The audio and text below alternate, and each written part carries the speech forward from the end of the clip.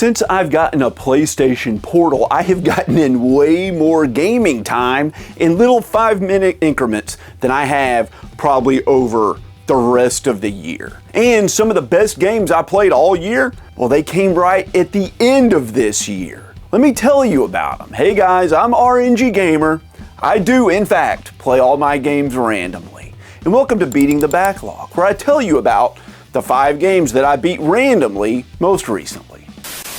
Now, I say that were picked for me to play randomly. That's not always the case. I don't usually pick the games. Sometimes you guys pick the games, and this is a game you picked for me to stream, and we beat the whole thing live. Everyone seems to love it. It's one of the biggest hits of the year. It's Silent Hill 2 Remake. It's very rare for me to play a game on release day, but that's what the chat wanted. They pitched in and tipped enough money to buy a gold star and forced me to play this game on release day. I went to 2 GameStops and 2 Walmarts to try to find a copy of this, and they were sold out at all of them, and I was freaking panicking. But luckily, my lazy local Target was so bad they had not put it out on the shelf yet. I went and spoke to the staff, and they just had them sitting in a box like on the counter. They hadn't even put them out yet. Thank you, my local Target, for being so bad at running your business and for saving me a copy of Silent Hill 2. And I realized as I was playing this that this is the first time I've ever played a remake of like a classic game where I was familiar with the original first. I played a lot of remakes of games, Resident Evil remakes, things like that, but never after playing the original, or I've just never played the original. This is the first time where I've played both of them. And I'm surprised by how similar the remake was to the original, to tell you the truth. So you play as James, and he got a letter from his poor, dead, departed wife telling him to come to Silent Hill, Maine? Is it Maine?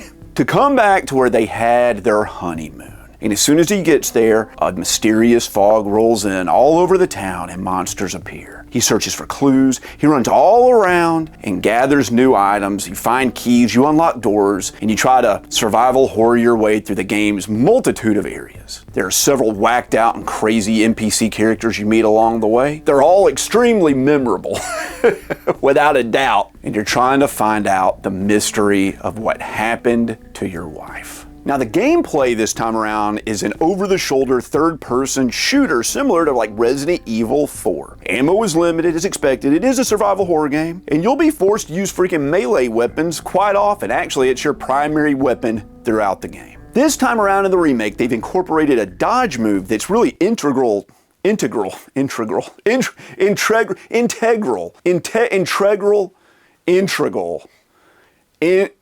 an integral, that's it. It's an integral, mathematically, to your survival and like learning to beat the enemies in the game. You gotta beat them about the face with various objects such as pipes and boards. And this dodge mechanic is actually a lot of fun. The timing of it's pretty challenging, but if you get good at it, you can be essentially immortal and like dodge all the enemy attacks. It does. It makes you feel invincible. There were boss fights where I just like stood 2 inches away from the enemy and just dodged the whole time, and it was great. Because this game is much harder this time around. The remake is way more challenging than the original, where I like only fired 6 bullets the whole freaking game. I just meleeed my way all the way through that. Not doing a challenge or anything, it just worked out that way. But I couldn't do that here. I had to use my ammunition. I had to use the resources provided to me. Not to say that this game's extremely challenging. It's very fair, but it does feel more challenging than the original. You can't just stun lock the enemies anymore. You have to solve some decently challenging puzzles, which to me are the best parts of any survival horror game. And to me, Silent Hill excels in the puzzle department. It has some of the most challenging and unique and interesting puzzles in any game series, honestly. Like I said, this is the first time I've ever played a remake of a game where I was pretty familiar with the original. I played the original Silent Hill 2 earlier this year, back in January actually, so I was curious to talk about all the differences and similarities. The first thing is that the new game is like 30 to 40% longer, which is strange because Silent Hill the town feels much smaller and way more linear this time around. There's much less wandering around outside and getting lost and things like that. It felt like the flow of just moving through the game was just more streamlined this time around, but the game was flipping longer. Both games have the same handful of areas. There's like 5 or 6 of them or so where you explore around, survival horror style, unlocking doors, solving puzzles, collecting ammo and such, all that. We talked about it. But typically after you finish an area in Silent Hill, you have to play through it a second time in like this gross nightmare psychotic break version where everything's rusty and grimy and there's like blood and mucus all over the floor, and the enemies, they're in larger numbers, and it's way more creepy and spooky. And this does happen in both versions of the game. And I also kind of feel like it makes the game drag on a little bit too much. A lot of these areas are pretty long, and there's a lot of doors to unlock, a lot of backtracking and running around, and when you have to do it like a second time, it just kind of weighs heavily on you. They're even longer in the remake than in the original, and I don't think like I played them better because I remembered the original game, because I don't really remember how to solve a bunch of the stuff from the original game, but they were just longer. I just had more footage of it. I know the game was longer, but it didn't feel as long. That's the big catch. The second game did not feel as long, which means this game, the remake, had better pacing than the original. Another big difference is that the original has a lot of like perverted sexual undertones and overtones. It's blatant, okay? It does. Pyramid Head is this weird deviant, the nurses are highly sexualized, and Maria's outfit is pretty spicy and risque. It's so sexualized that my original hypothesis of what happened in the story was this. And this isn't a spoiler, okay? Because this isn't what actually happened. This is what I was predicting was going to happen in the original. I thought what was going to happen was that James and his wife made a naughty videotape in the hotel room on their honeymoon, and then he left it behind on accident. The hotel staff discovered it and watched it, and his wife panicked so much that she took her own life. That's what I thought was going to happen. That did not happen, okay? But in the remake, you would never even start to go down the route of thinking that would happen. All that salaciousness was just kind of wiped away. Maria's still dressed really sexy, but it's like cute sexy and not like streetwalker sexy this time. The voice acting in the remake is also much better, like way, way, way better. Maria's voice actor is Salome, is it Gunnarsdottir? I know I'm butchering that, I'm sorry. She's Icelandic, okay? I don't speak Icelandic. And I could just barely tell that she was not an American. She sounded extremely American, and the live chat and I were really listening to try to find any flaws in her American accent. I mean, we have like a host of people here trying to break it down, and we struggled to ever find any sort of nuance in her voice that led us to believe she was not a real American voice actor. Whoever her voice coach is absolutely killed it, because we could not tell. It was one of the best American accents I've ever heard, and she did a great job. I got the same ending in the original that I did in the remake, and in the ending, Maria reads this heartfelt letter. It's a real tearjerker. The voice actor, Salome, does a great job, but the original voice actor, Monica Taylor Horgan, really did a stellar job. It's some of the best voice acting I've ever heard, ever, and that's not just in a video game, and it actually brought a tear to my eye. We watched both endings on the live stream back to back, the letter part, of course, which is the best part of the game, in my opinion. It's the part that's most memorable to me about Silent Hill 2. And the original performance was better when the letter was read. You could hear the emotion in her voice more, and you could tell she was actually crying, and it just meant more. And also on like a completely different topic, I need to mention this, and this isn't a spoiler, okay? But the freaking prison in the remake was the scariest and most tense area in any game that I've ever played. That wasn't Resident Evil 7 VR, okay? That's on its own stratosphere of tense and scary. Of games that I played, like looking at a television screen, that section was the scariest. I actually jumped several times, and I was so stressed on the live stream, my hands were flipping shaking. But people had told me beforehand how scary it was, so I was looking forward to it, and they way undersold it. It was so much worse than I ever expected. I loved it, but boy was it tense. So what are my final thoughts on this? Okay, we talked about the differences and things like that. It's It's a classic game. Everybody knows about this. Everybody's heard and read the reviews of freaking Silent Hill 2 Remake, okay? It just came out. What am I going to say that somebody else hasn't said other than just my weird experience with it? But I will say that Bloober Team, who were supposed to fail spectacularly in this remake, knocked it out of the flipping park. They did so much better than anybody was even expecting, but I'm not sure I had as much fun playing the remake as I did playing the original. Which one is better? I think that the remake is a better game, but it's not as much fun. I don't know, my opinion changes day to day. I'll let you know in the next video because I'm gonna talk about my top 10 games of the year. And I played both of these games this year. We'll have to see what comes out on top. They're both great. So great, in fact, that I would say the Silent Hill 2 Remake is a 9 out of 10. It's absolutely amazing. You have to play it. I get tons of messages from you guys asking me if I play any VR games, and sadly, I don't play as many as I would really like. But one was randomly picked for me, and let me tell you, you guys were right. There's a whole other world out there I didn't even know existed. Holy crap.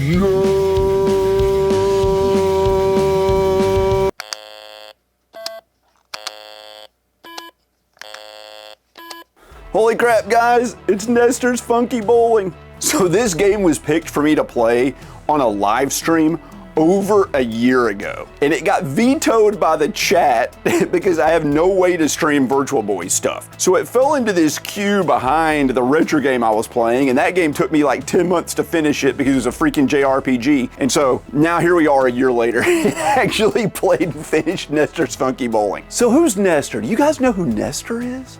You should. When I was a kid, there was a magazine called Nintendo Power, and in the back of every single issue was a comic strip starring Nestor. And Nestor was my age. As the magazine went on, and the comic strip as well went on, Nestor grew up. And when they ended Nintendo Power, Nestor was my age and had a son who was the feature of the comic strip. He grew up. But Nestor only got one game based around him, and it's this one, Nestor's Funky Flippin' Bowling. Now, I'm not sure what makes it funky because it's just plain old bowling. It has some animations when you get a strike, a spare, or just, whiff, get a gutter ball. So I guess that's the funky part. But I kind of feel like I got tricked. I wanted like crazy bowling. Like I was expecting him to I don't know, dude, throw like saw blades down the bowling lane or something, or run down there and punch the bowling pins. But there's not even a career or a tournament mode. You can bowl a game, or you can try to complete these challenges where you pick up random splits and you try to get a spare with a 7-10 split. That's it. You can bowl. You bowl. You bowl, man. That's it. I bet there were a bunch of kids that were super pissed when they got this game because it's literally false advertising. Imagine if there was a restaurant called, I don't know, Eugene's Hot Chicken, which is a real restaurant. And you showed up to it, and you get there, and the chicken, it's not hot. Instead, it's just freaking boiled, bland chicken. That's what this game is. It should have been called something more fitting like Nestor's Sensible Bowling. That's what it is. Nestor's Sensible, Normal, Everyday, Red and Black Bowling. The graphics look like they look. They're red, they're black. Is it good? Is it bad? I don't know. Both, man. Maybe the answer to the answer to the question is both. The graphics are red and black. That's how it looks, red and black. The music also is remarkably and markedly terrible. It reminds me of a budget Genesis game. It's just a lot of percussion and weird crunchy mid-range sounds. This is definitely one of the Virtual Boy games of all time. It is, no one can deny that this is a Virtual Boy game. It is, without a doubt, that. But it is not good. It's not even fun, even for a Virtual Boy game or even a bowling game. Nestor's freaking Bowling is, I don't know, man, a 4 out of 10? A 4 out of 10. Yeah, we'll go with that. That feels right. 4 out of 10. It's bad. It's a little bit more than a little bad, but not painful, just very bad. How do you review this? How do you review a game like this? So every 10 games that I beat in a category earns me a gold star. And I can spend a gold star to play whatever game I want. And I usually stockpile them waiting for something that I just can't allow to sit in the random backlog too long, that I just have to play. And that's this game. I spent a gold star to play this because I love this series. And it's Astrobot on the PS5. Astrobot is one of my favorite series of all time. And that's saying a lot considering they are, up to this point, glorified tech demos. That's what they are. That's what the Astrobot games are. They were designed to show off the technological achievements of the different controllers and VR headsets and operating systems of various PlayStation consoles. That's what they are. This is the first time Astrobot has gotten his own freaking standalone game that isn't like a promotional thing. These are 3D platformer collectathons, which I normally don't like, but these games are so good, it just overrides any prejudices I have about them. And Astrobot has sort of become an unofficial mascot of the PlayStation hardware, and that is well deserved. So there's a story to this. It's a simple story, but it serves its purpose. Astrobot and all his buddies, they have crash landed in an alien solar system, and they have to rescue all of the lost friends that have been scattered about, and they have to repair their spaceship and escape.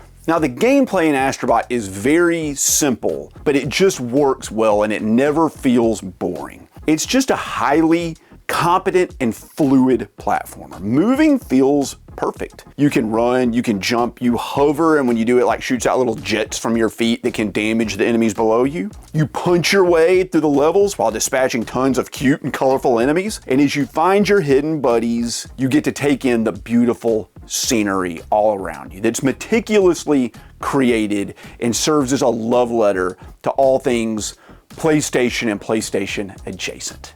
Each stage has like a special item typically that you find that adds a new mechanic to the game. They can be robot arms, rocket packs, even sometimes they're key mechanics from beloved like PlayStation franchises. For example, there's a freaking ape escape level where you unlock a net and you have to run around catching monkeys, just like in the game Ape Escape. There's a level that's God of War Ragnarok themed where you become Kratos and you have his axe that you can throw and like call back to you, and it grabs some of the mechanics from that game and inserts it into Astrobot. Like I said, is a love letter to that franchise. Now, there's a franchise featured in each one of the worlds on the map, which I believe there are 6, maybe 7. I can't quite remember. And I don't want to spoil what they are for you because they are the highlights of the game.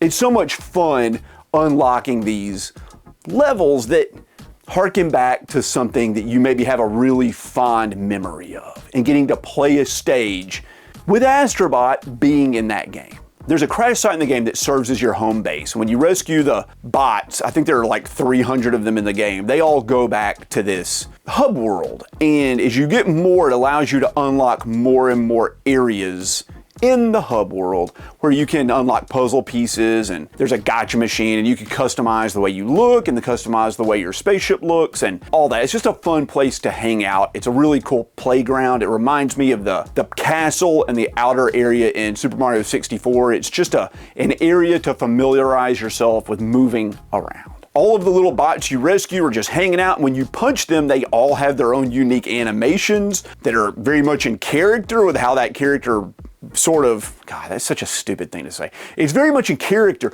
It's in character with the way that character acts. They do what they normally do in the game, right? If you punch Ryu from Street Fighter, he like throws a Hadouken. Like, it's cool. It's fun to see what all they're gonna do. And one of the big standouts of the Astrobot series, and this game in particular, are the aesthetics. They just win everybody over. I've played very few games that have as much care, detail, and personality as the Astrobot games. Every square inch of every part of every stage is just brimming over with detail, charm, and, I don't know, verve? Is that a word? Does anybody use the word verve anymore?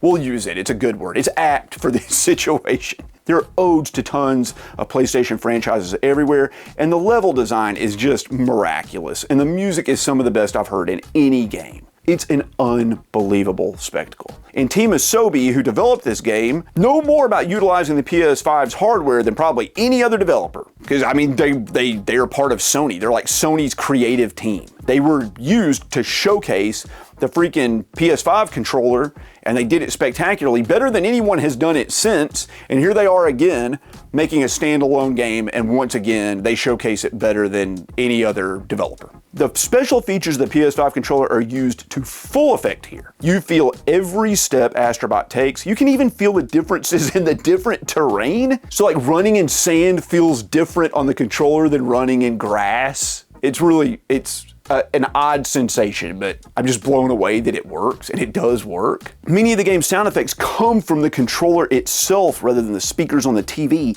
and this makes Astrobot feel like he's closer to you, like you're right behind him instead of, 12 feet away where your TV's sitting. It just makes you love him even more. He is a fantastically cute and lovable mascot. He is incredible. The game in general is pretty easy, but there are quite a few of these challenge levels that will put you through your paces and possibly drive you up the wall. A couple of them took me like 40 tries to beat, but I was eventually able to take them down. I did 100% the game. I did earn the platinum trophy. And if you play this game, I recommend you do the same. That's kind of what the game is designed around, not just beating it, but doing everything in the game. There's so much detail, you don't want to miss out on any part, no matter how small. All of the Astrobot games have been unbelievable, possibly like the best scoring series of games I've ever played, and this is no different.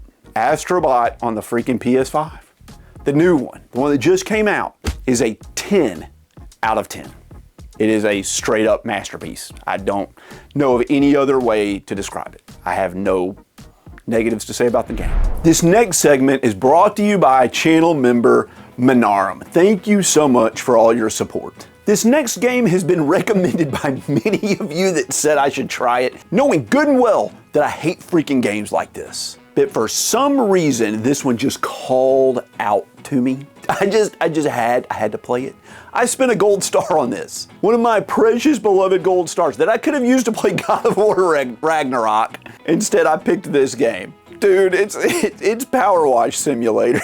After Horror Month, I needed something mindless to play, so like I said, I just spent a gold star on like the stupidest game imaginable. It's this, and this is it. This is the game. You play as a guy with a power washing business, and you meticulously complete jobs for money so you can upgrade your gear and do more jobs, more power into the washing. You upgrade the power component of the washing. And there are just like, tons of super dirty things to clean. You clean, like motorcycles and playgrounds and amusement parks and a bunch of other wacky crap, not the wacky crab, that wacky crab. He's always making everything so dirty. You can't trust that crab. My God. How does the game look? I mean, you see how it looks. It's basic and cartoony. It doesn't have a lot of detail, and you shouldn't expect much, top-notch graphics. It also has no music, none. The only thing to listen to is the spray of the water. And that's a good thing, because you'll probably be playing this game while like a movie or a TV show are on, like somewhere else in the house. And that's fine. It's a background game. It's not a game for background music. The game is the background of what you're really doing. I know I'm like giving this game a lot of crap, but I had a good time with it. I put 48 hours into it. I stopped at 48 hours. That was my cutoff point. It's relaxing and mindless fun. It's fun. It's fun. Powerwash Simulator is fun. Congratulations, it did it. You took something I like doing in real life and you made a game out of it. And surprise, surprise, I liked it. Now, it's not a perfect game, of course. Obviously, it's not a perfect.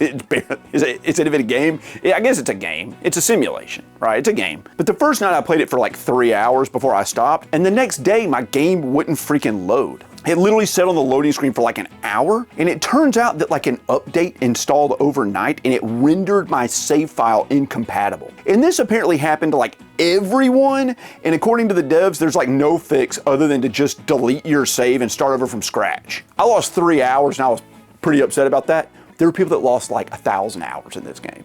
Like, no joke. When the devs added some DLC, it like changed the file extension name of the save game. So the old version of the save file was not compatible with it. There's no way to go back.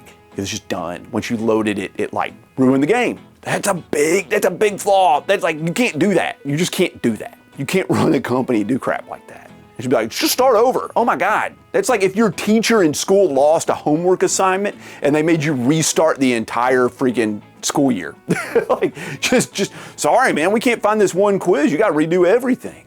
You can't do that. That's not fair. They should have been able to find a fix to that, but they just didn't. They just refused to do it. I put in like exactly 48 hours, and that's the limit I gave myself on this game. I hadn't gotten anywhere close to seeing all the stages, but I feel like I had seen everything this game has to offer. It is power washing. You are removing dirt from surfaces. And it definitely helped me decompress from the stress of Horror Month. But I finally felt like I needed to move on to an actual other game that I wanted to play. And also I need to power wash some stuff around my house in real life. I need to do the deck. I need to power wash the deck. Power washing, which we around here call pressure washing, it costs $80 an hour around here. If I had done this in real life, I would have made about 4,000 bucks. If I had just done the chore that this game was simulating, I would have made 4,000 bucks. That's about what I made in the game, so the rates were pretty accurate, to tell you the truth. But of course, doing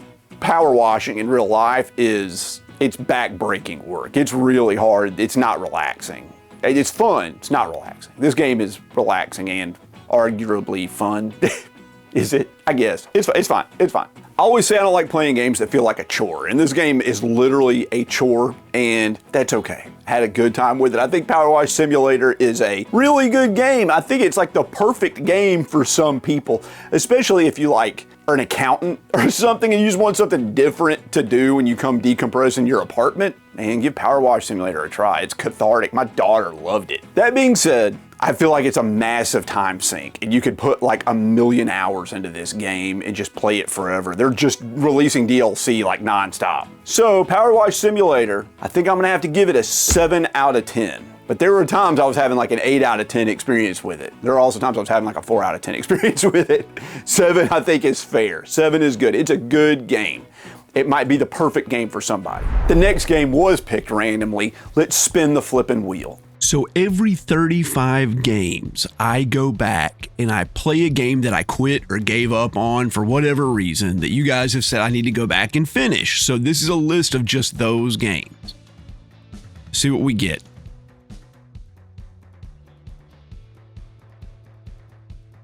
The Bouncer on PS2. Very short game. Extremely short game. All right, well, that's what we're playing. It's The Bouncer on the PS2. So this game was done by Square Enix, and tons of people hate this game. But a YouTuber who I love and have been watching for years and years and years, named Pete Dorr, really enjoys it. So I decided to give it another shot. You play as Sion, one of a team of bouncers in a bar, and one of the employees, Dominique, gets kidnapped, and you have to go through all this crazy stuff to save her. There's a lot more to the story than that, but it's such a convoluted tale of like, where do I even start, man? Political turmoil, like terrorism, cybernetic, genetic alterate, like there's so like transmogrification. Like, it's just, where do I even start? It's a 3D beat 'em up with some RPG elements. Like, you're able to like gain XP and level up, and you have 3 bouncer buddies in your group. Before every fight, you pick which one you want to use. But typically, to get one of the endings, you want to just stick with one for that entire playthrough. The others fight alongside of you, but they don't gain XP unless you use them yourself. The game is only 2 flipping hours long. If that, like maybe even an hour and a half. And it's designed to be played through several times with the 3 different characters. And along the way, you can unlock other characters that you can use in versus mode. The dialogue in this game is very strange. It's like uncanny valley, like stilted and wooden. I mean, wooden is like, it's made out of dead trees, but wooden is in like awkward. The emotions don't really match up with what's going on. It feels like the video game version of that movie, The Room. like something will, like terrible will happen. They'll be like, oh man, my girlfriend died. And they'll be like, you're so crazy, Mark. Like, it's like that, like constantly. And there are like non sequiturs that happen just regularly. The script is just, I don't know, man. It doesn't make any sense. There's also like some huge set piece or giant story twist every 5 minutes. And it's like they took the entire crazy story from like a 40-hour RPG and just tried to cram all the bullet point items that happened in the game into like a 2-hour long game. Okay, it's like, imagine if the entire season of Game of Thrones was condensed into a single episode. It's just like fast, like 50 characters, like everybody's getting killed all the time, and it just explode. Like, it's just insane. It's just like, it's just unbelievable. The game looks good for the time. I mean, especially the cutscenes, and it should, because stupid Square Enix were the ones that made it, and they were on top of their game. And like, it looks good. It looks good. The character models are weird and like off-putting and not likable, especially the bouncers, but I mean, the game looks good for a game that's flipping 22 years old. Also, side note, the R&B power ballad at the ending credits was a hilarious touch, and you should definitely like go give it a listen if you haven't heard it, because it's as out of left field as any flipping like song I've ever heard at the end of a game. But let's talk about why people don't like this game. There's an obvious reason that people don't like it, other than the fact that the gameplay is just kind of bad. But the main reason is it's like 50% cutscenes. And it prompts you to save after every single fight. So it's like a 2-minute cutscene, 1 minute of gameplay, save your game, which takes 30 seconds. Then there's a loading screen, which takes like 15 seconds. And then there's another 2-minute cutscene, and then 1 minute of a fight, and then you save your game, which takes 30 seconds. And then there's like a loading screen. You just rinse and repeat this over and over and over again. That's what Mark MSX from the Electric Underground calls low gameplay density. The amount of time you're playing the game in the 2-hour time frame is like probably 30 minutes, maybe. There's like 30 minutes of gameplay, an hour of cutscenes, and all the rest is saving and loading screens. Like, no joke, there's as many saving prompts and loading screens as there are gameplay. The other thing that is so irritating is that the XP you get, you only get it if your character does the final blow on the bad guy. If one of your like AI companions kill the enemy, you don't get any XP. And they're constantly stealing your kills. You like beat some guy down to like 95% of his health gone, and the other dude will just like accidentally like windmill kick him, and you don't get any XP for it. Most of the difficulty in the game is babysitting your partner so they do a worse job than you, and you get all the XP. This game also has one of the worst flipping cameras I've ever seen in any game. You can't really move it, and it basically like prides itself on having the most of the action like off the screen. It's like it's behind the camera person. All the time, you're just like running around trying to find where the action is. In the flipping loading screens, I already hit on them once, but like, you forget about it with modern games. People used to complain about loading screens. This is the kind of crap they were complaining about. They're just constant, all the time. Like, after opening every single door, just look at this. Just look at this clip. Insert this clip. It's infuriating. You open a door, there's a loading scene. You take 10 steps, there's a loading screen. You run down there and there's a loading screen. And there's like 55 loading screens in something in like a 10-minute section of the game. They put you in a maze full of doors where every door has a loading screen that's as long as like the previous section you just played. What the crap? Why? Why? Like, wow. Can it load more than just like a 10-foot length of space in a hallway? I've never played a game like this. It's such a weird experience. It tries to have this like huge epic story, but the game just isn't like long enough to let it fully develop. And the 3 playable story characters are the least interesting and the lamest in the entire freaking game, dude. All the other ones, all the other NPCs and the bad guys and stuff are better. They're just better. 95% of the gameplay is just like button mashing, and you just don't get hit. This includes bosses. They're just bosses. Like, I just ran up to them and I just hit like square, square, square, square, square, square, square, square, square, and they were dead.